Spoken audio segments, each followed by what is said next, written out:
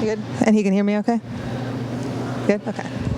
All right, here with Indeya Sanders, a gritty battle to the end, but a win at home against High Point. Can you just talk about the fight that you saw from the team today? Yeah, I think we really started off slow, so what we talked about at halftime was bringing the energy. We needed to bring the energy, intensity, and that's what happened in the fourth quarter.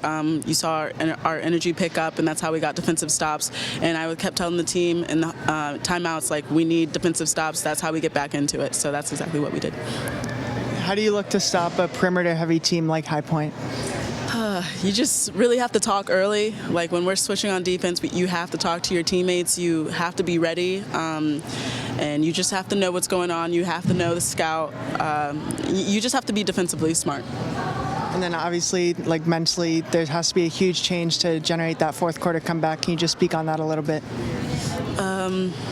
Yeah, I guess through the whole, all the quarters, like every time we got to stop, just like clapping it up and telling the team to use that energy or use that defensive stop to motivate us on offense and generate offensive points. And I mean, in like close games like this, you have to get defensive stops. Like the whole game, like we were a little slow on offense, and those days will happen, but you can't relax on defense.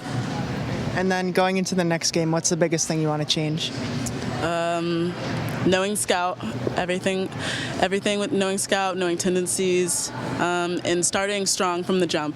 The game started off slow, and we've been talking about this all preseason, all the first two games, that we have to start with high energy. And obviously we see that if we don't, then it's going to be a close game, and then we're actually going to have to grit it out. So, yeah. Thanks, Cindy. Thank you.